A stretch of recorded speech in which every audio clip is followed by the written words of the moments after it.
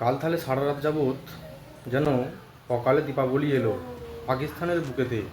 হ্যাঁ, ঠিকই শুনছেন, অকালে দীপাবলি এসছে পাকিস্তানেতে। পুরো পাকিস্তান ধোঁয়া ধোঁয়া করে দিয়েছে একদম। ঠিক আছে, লাহোর, ইসলামাবাদ, করাচি, মুলতান, সিয়ালকোট কোনো জায়গায় বাদ যায়নি। একের পর এক জঙ্গি ঘাঁটির ওপর নিক্ষেপ ভারতীয় অস্ত্র এবং ভারতীয় মিসাইল। তার বিনিময় কেন হয়েছে?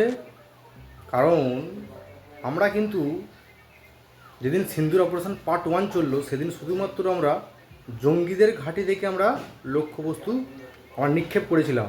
তার বিনিময়ে তোমরা কি করেছো? ভারতের সিভিলিয়ানদের ওপর তোমরা অ্যাটাক করার চেষ্টা করেছো মিসাইল ছুঁড়ে, তাই তো? সে তো নাকাব হয়েই গেছে, সেই মিসাইলকে আকাশে আমরা শেষ করে দিয়েছি সুদর্শন চক্র দিয়ে। এবং তারপরও ড্রোন হামলা একের পর এক, রাজস্থান, গুজরাট, পুঞ্চ, পাঞ্জাব, তাই তো? কিচ্ছু করতে পারবে না। একটা কথা বলে দিই, শুনে রাখো, বাপ বাপ হতা হে। ঠিক আছে? আর তোমরা শুধু এখন এই দীপাবলির লাইটিংটা উপভোগ করো শুধু। রাত্রিবেলা গোটা পাকিস্তান জুড়ে তো ভাগদর মেচে গেছিলো একদম। এবং এটাও শোনা গেছে ইমরান খানের নাকি পার্টির সদস্যরা রাস্তায় র্যালি করেছে, বাইক র্যালি, ওদের প্রধানমন্ত্রীকে হটানোর দাবিতে। এটাও শোনা যাচ্ছে। এবং শাহবাজ শরীফ, যে প্রধানমন্ত্রী পাকিস্তানের, তার বাড়ির পাশেই পড়েছিল, কিন্তু খুব সাবধান, অল্পের জন্য বেঁচে গেছো। হ্যাঁ, আর তোমাদের ঘরে দেখে নেওয়া হলো, তোমাদের দেশের জনতা তোমাদের ঘরে দেখে নিল যে বিপদে দেশকে ফেলে তোমরা লুকিয়ে পড়ছো বাংকারে গিয়ে। পাকিস্তানি প্রধানমন্ত্রী, এই তোমার দেশের প্রতি কৃতজ্ঞতা?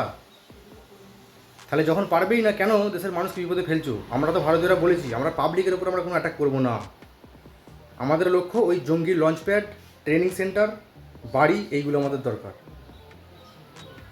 ওই যে মাসুদ আজাহার, হাফিজ সঈদ, জাইসে মোহাম্মদ, এরা কোথায় গেল? হ্যাঁ, আসতে বলুন সামনে, সামনে থেকে নেতৃত্বে লড়াই করুক না একবার, দেখি বুকে দম কত, চোখে রেখে লড়াই করুক ভারতের সাথে, তারপর আমরা বুঝে পড়ে নেবো ওদের সাথে। ঠিক আছে? কাল পাকিস্তান তো পুরো ভয়ে কেঁপে উঠেছে একদম, এবং সমস্ত এয়ার ডিফেন্স পাকিস্তানের লাহোরে শেষ করে দিয়েছে, ভেঙে গুঁড়িয়ে দিয়েছে একদম। ঠিক আছে? ভারত কিন্তু বন্ধু ফুল অ্যাকশান মুডে আছে, ফুল অ্যাকশান মুডে। আর পাশের দেশ বলে দিচ্ছি, বাংলাদেশ, বেশি বাড়াবাড়ি করো না কিন্তু। হ্যাঁ, দেখেছো তো? দাদুর হাতে কেমন বাপ মার খাচ্ছে তোমাদের, সেটা কিন্তু মনে রেখো। হ্যাঁ, দাদুর লাঠি কিন্তু নয়, ভয়ঙ্কর, মাথা খারাপ করে দেবে পুরো কিন্তু। অতএব বুঝে শুনে কথা বলবে এরপর বাংলাদেশিরা। আর বাংলাদেশি নিউজ চ্যানেল কেউ ফলো করবেন না, সব ভুল ভাল ফেক নিউজ ছড়াচ্ছে একদম।